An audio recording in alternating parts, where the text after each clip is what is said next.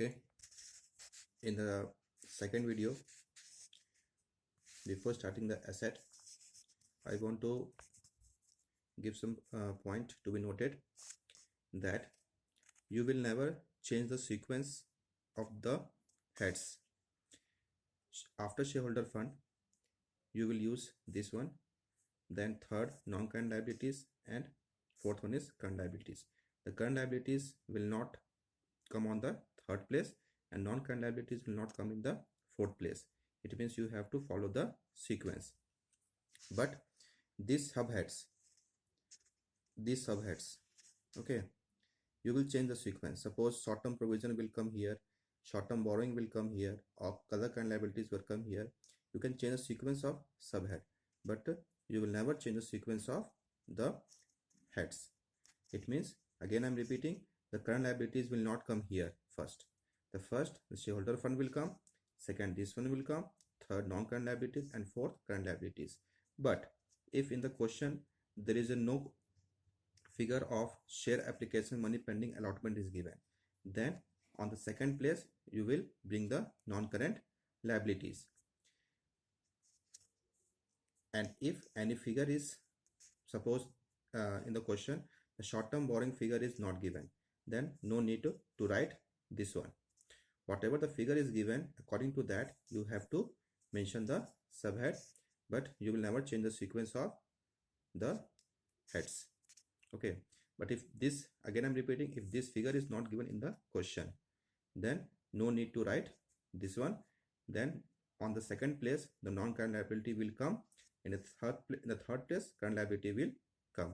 Suppose if this figure is not given the question, then the first figure is shareholder fund, then non-current liabilities, then current liabilities. Now I'm going to start the asset side.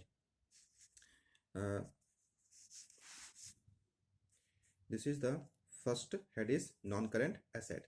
As we know that non-current asset means fixed asset. Under the fixed asset, this is the head and this is the subheads. These are the subheads. Fixed asset. Fixed asset means tangible assets. As we know that tangible asset means which we can see, which we can touch, like cash. Sorry, cash is not. Building, machinery are called the tangible asset, which we can see, which we can touch for the fixed asset. Intangible assets are those assets which we cannot see, which we cannot touch, like goodwill, copyright, patent, etc. Now third subhead is capital work in progress. What is capital work in progress? Suppose we are going to make the building for a factory. Okay, so it will take time to make the building and the cost of building is what, rupees 10 crore. Till now we have invested rupees 6 crore in the beginning. It means we have invested rupees 6 crore in the fixed asset.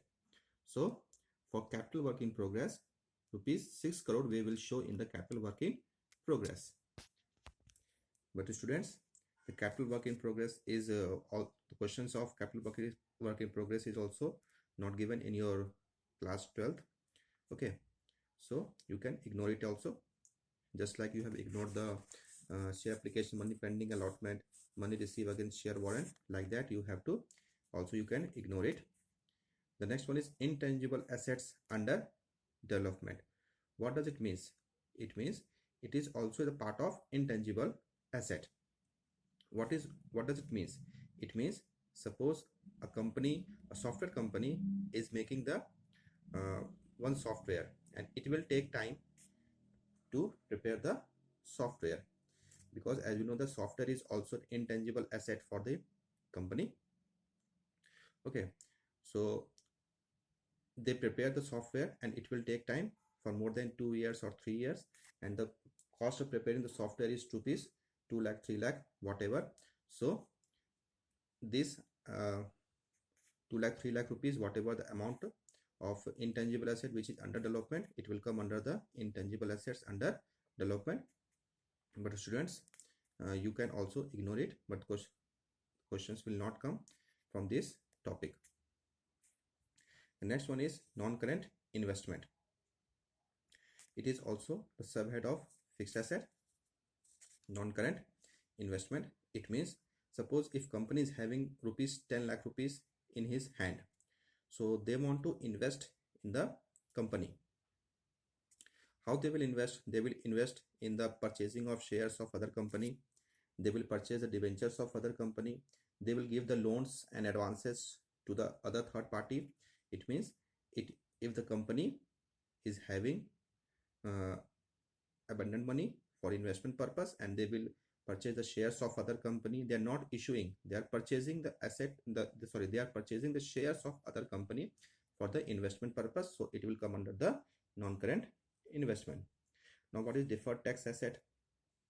Deferred tax asset is also not the topic. The questions of this also will not come in your question. What does it means?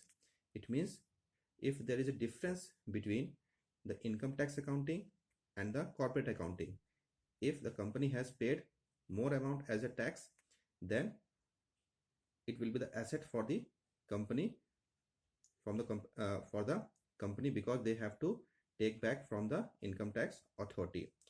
But for the time, you can also ignore it, like whatever the like capital work in progress, intangible asset and development, and deferred tax assets. The next one is long-term loans and advances. If the company is having the sufficient money, they can give also the loans and advances to the third party. So in the non-current investment, purchasing the shares and debentures of the other company, and if they're having the more money, they can also give the loans and advances to the third party. The next one is other non-current asset. What is other non-current asset? I'm going to explain. Other non-current asset means the assets which we can be written off in more than 1 year, like discount on issue of debenture, primary expense, premium or redemption, fictitious assets. All these are the other non-current assets. Discount on issue of debenture, primary expense, it means the expense which we made earlier before starting the company, then we have to write off in the more than 1 year. Advertisement expenditure, okay, premium or redemption, all are these we have to write off in more than 1 year.